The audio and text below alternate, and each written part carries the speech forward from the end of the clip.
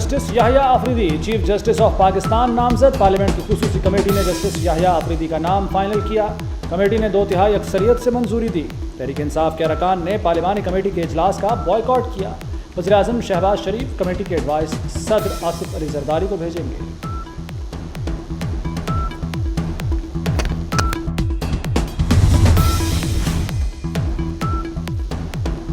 Justice Yahya Afridi का ताल्लुक खैबर पख्तूनख्वा से है। 1990 में वकालत का आगाज़ किया। खैबर पख्तूनख्वा के असिस्टेंट एडवोकेट जनरल रहे। 2010 में जस्टिस याहिया आफरीदी शाह और मिनुल्लाह लॉ फर्म का हिस्सा रहे। पेशावर हाई कोर्ट का मुस्तकिल जज तैनात होने के बाद इदारे से अलहदा हुए। 30 दिसंबर 2016 को उन्हें पेशावर हाई कोर्ट का चीफ जस्टिस तैनात किया गया। 28 जून 2018 को सुप्रीम कोर्ट के जज बने।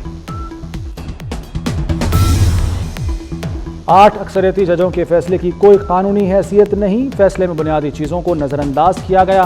मखसूस नशिस्तों के केस का अक़लियती फैसला जारी। चीफ जस्टिस काजी फाइज ईसा ने लिखा, केस में अपीलों का हतमी फैसला हुआ ही नहीं। अक्सरियती जजेस ने वजाहत की दरख्वास्तों की गुंजाइश बाकी रखी। अमल दरामद न होने पर तौहीन अदालत की कार्रवाई नहीं हो सकती। 8 जजेस ने अपनी अलग वर्चुअल अदालत कायम की। आईनी खिलाफ वर्जियों और कोताहियों की निशानदही फ़र्ज़ है। उम्मीद है अक्सरियती जजेस अपनी गलतियों पर गौर करके दुरुस्त करेंगे।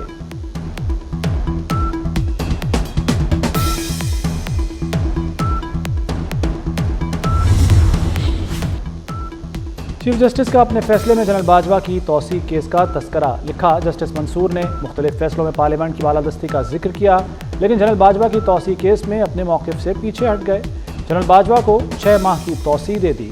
उस वक्त के वज़ीर-ए-आज़म, बानी PTI, अटॉर्नी जनरल और वज़ीर कानून तौसीह चाहते थे। जस्टिस मंसूर अली शाह ने इस केस का फैसला दरख्वास्त में की गई इस्तदा से हटकर 2 दिन में सुना दिया।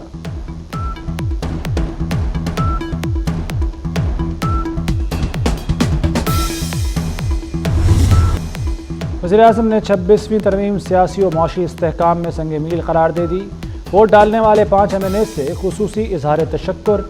काबीना इजलास से खिताब में कहा कि इन्हीं अरकान की वजह से आईनी तरमीम मंजूर हुई। तरमीम से माशी और सियासी इस्तेहकाम आएगा, आम आदमी को सहूलत मिलेगी, ज़ेर इल्तवा मुकद्दमात हल होंगे, इंसाफ की फराहमी का अमल तेज़ होगा। हम डटे हुए हैं और इंशाअल्लाह हम आपको दिखाएंगे कि पाकिस्तान की आवाम जो मैंडेट चोरी हुआ ये भी वापस लेंगे और इसी पाकिस्तान की आवाम के वोट की ताकत से इस तरह की तरामीम ये कर रहे हैं ना, ये तरामीम हम खत्म कर देंगे। लेकिन एक बात है, जो इन्होंने एक रास्ता बनाया है किसी के घर में घुसने का, किसी की चादर चारदीवारी को पामाल करने का, किसी की इज्जत पे हाथ डालने का, जहरी मुकदमे बनाने का, जबर करने का, तशद्दुद करने का, अगवा करने का, ये भूल रहे हैं कि ये रास्ता आपने घर के लिए निकाला है। आपने, आपका घर भी इससे महफूज नहीं है और इंशाअल्लाह हम बदला लेंगे, हम छोड़ेंगे। अलिया में गंडापुर की तोपों ने वफाक के बाद पूरा मुल्क निशाने पर रख लिया। वफाक के बाद सूबों और सियासतदानों पर यलगार की तैयारी। सीनियर तरीन जज को चीफ जस्टिस ना बनाने पर मुल्क गिर इंतशार की धमकी दे दी। कहते हैं इस बार नई मनसूबाबंदी कर रहे हैं, आर या पार, अब हर हद अबूर कर जाएंगे। बानी PTI की पीठ में छुरा घोंपने वाला तो बस गया। वज़ीर इत्तला तथा तारड़ के PTI पर वार। बोले, तहरीक इंसाफ इंतशार का शिकार है। पार्लिमानी कमेटी के लिए नाम खुद दिए, इत्तफाक नहीं था तो बार बार मौलाना फजलुर रहमान के पास क्यों गए। अरकान के अगवा से मुताल्लिक झूठा प्रोपेगेंडा किया गया। तमाम अरकान ज़मीर की आवाज़ पर वोट डालने आए। आईनी तरमीम पर इत्तफाक़ राय पैदा करने की कोशिश की गई।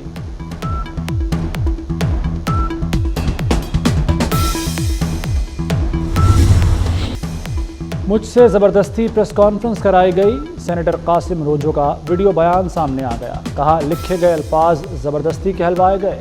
मैं सामने रखा स्क्रिप्ट पढ़ रहा था। ज़बरदस्ती कहलवाई गई हर बात की तरदीद करता हूँ। चीफ जस्टिस काजी फाइज ईसा 2 रोज़ के लिए चैम्बर वर्क पर चले गए। जस्टिस मंसूर अली शाह का बेंच कमरा अदालत नंबर 1 में मुंतकिल।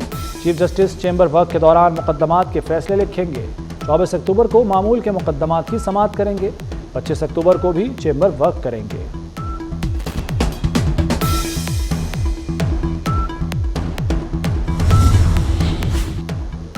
ईरानी फ़ज़ाइया के सरबराह की पाकिस्तान आमद।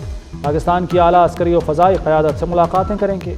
मुसल्लह अफ़वाज बिलखुसूस फ़ज़ाइया में ताउन के फ़रोग़ पर खुसूसी तबादला ख़याल होगा। پاک ایران تعلقات، مشرق وسطیٰ کی صورتحال پر گفتگو کا امکان۔ پاکستان نے بھارت کے ساتھ کرتارپور معاہدے میں مزید 5 سال کی توسیع کر دی۔ ترجمان دفتر خارجہ کے مطابق کرتارپور راہداری کے ذریعے ہزاروں یاتری اپنے مقدس مقام کی زیارت سے مستفید ہوتے ہیں۔ پنجاب میں 3 نئی اتھارٹیز کے لیے act Manzoor. Punjab development authority, water and sanitation authority شامل۔ پنجاب ہارٹیکلچر اتھارٹی ایکٹ 2024 بھی منظور۔ ٹیکنیکل یونیورسٹیوں کو اوپن کیا جائے گا۔ وزیر اعلیٰ کی زیر صدارت کابینہ کا اجلاس۔ ماحولیاتی آلودگی کے خاتمے کے لیے ہنگامی اقدامات۔ دھواں چھوڑنے والی گاڑیوں پر جرمانہ بڑھانے کی منظوری۔ ماحول دشمن پلاسٹک بیگ بنانے والی فیکٹریاں سیل کرنے کا فیصلہ۔ ہندو اور سکھ بھائیوں کے لیے فیسٹیول کارڈ کے اجرا کی تجویز۔ 2200 خاندانوں کو فی کس 10,000 ملیں گے۔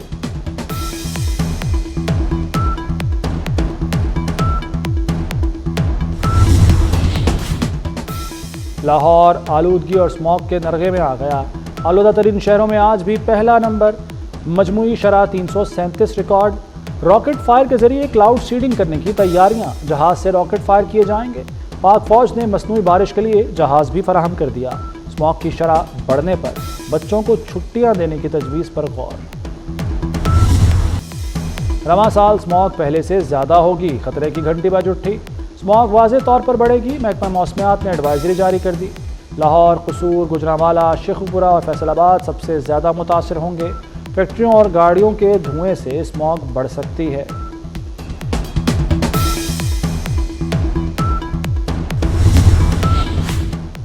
نواز شریف سے سیف الملوک اور فیصل ایوب کھوکھر کی ملاقات۔ نواز شریف نے پارٹی کے لیے خدمات کو سراہا۔ کہا کھوکھر برادران نے مشکل دور میں پارٹی کا بہترین انداز میں ساتھ دیا۔ پنک گیمز کے کامیاب انعقاد اور کھیلتا پنجاب پر فیصل ایوب کھوکھر کو شاباش بھی دی۔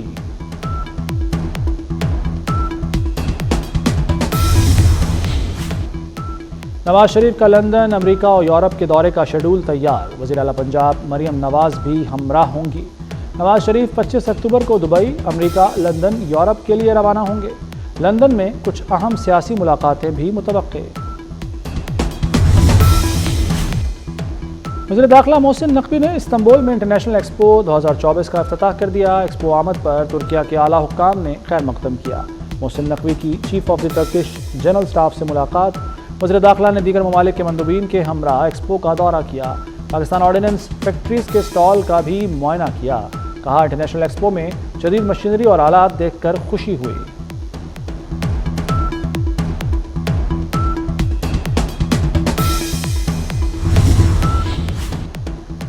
کراچی کی سڑکوں پر ڈبل ڈیکر بسیں چلیں گی۔ سندھ حکومت کا 50 بسیں خریدنے کا فیصلہ۔ سینئر وزیر سندھ شرجیل میمن کی اسٹیشنز کا کام جلد مکمل کرنے کی ہدایت۔ وزیر اعلیٰ مریم نواز کا لاہور میں کوٹ لکھپت کا دورہ۔ اپنی چھت اپنا گھر اسکیم سے بننے والے گھر کا جائزہ لیا۔ خاتون صوبیہ منیر کو پہلی قسط کا چیک دیا۔ خاتون خوشی سے آبدیدہ۔ وزیر اعلیٰ نے کہا کہ بیٹیوں کو پڑھائیں، تعلیم کے خراجات حکومت دے گی۔ اوورسیز پاکستانیوں کے لیے اچھی خبر، اب سفارت خانوں میں جائیداد کی رجسٹری انتقال کرا سکیں گے۔ امریکہ، برطانیہ، ابوظہبی اور دیگر ممالک میں پائلٹ پروجیکٹ شروع کرنے کا فیصلہ۔ 8 بڑے ممالک میں پاکستانیوں کو آن لائن رجسٹری کی سہولت فراہم کی جائے گی۔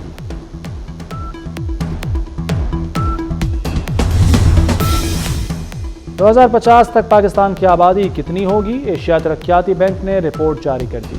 پاکستان کی آبادی 40 کروڑ تک پہنچ سکتی ہے۔ آبادی میں اضافہ انفراسٹرکچر، پانی، صفائی اور دیگر عوامی خدمات پر دباؤ بڑھائے گا۔ پنجاب یونیورسٹی اسٹوڈنٹ فیڈریشن کا احتجاج مار کٹائی میں بدل گیا۔ سیکورٹی اہلکاروں پر تشدد، پتھراؤ، شیشے کی بوتلوں سے حملہ، گاڑیوں کی توڑ پھوڑ کی گئی، متعدد گارڈ زخمی ہو گئے۔ طلباء کی نئے ہاسٹلز کے قیام اور میس سہولیات کی فراہمی کے لیے نعرے بازی۔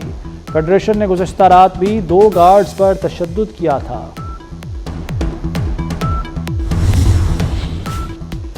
غزہ کی آگ نیتن یاہو کے گھر تک پہنچ گئی۔ حزب اللہ کے ڈرون حملے میں اسرائیلی وزیراعظم کے بیڈ روم کی کھڑکی نشانہ بنی۔ حزب اللہ نے گزشتہ ہفتے نیتن یاہو کے گھر ڈرون حملہ کیا تھا۔ حملے کے وقت نیتن یاہو اور ان کی فیملی گھر پر موجود نہیں تھی۔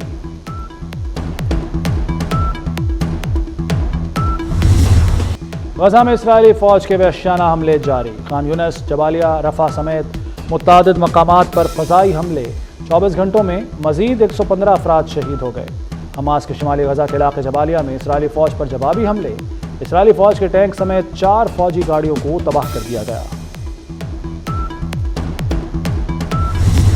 چینی صدر کے طیارے کو روسی فضائیہ کا پروٹوکول، روسی طیاروں نے حصار میں لیے رکھا۔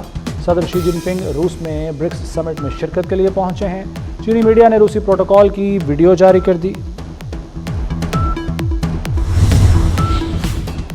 راولپنڈی کرکٹ اسٹیڈیم کی رونق لوٹ آئی۔ شائقین کرکٹ پاکستان اور انگلینڈ کے درمیان تیسرا ٹیسٹ 24 اکتوبر سے راولپنڈی اسٹیڈیم میں دیکھ سکیں گے۔ دونوں ٹیمیں جیت کے لیے پرعزم، بھرپور پریکٹس بھی جاری۔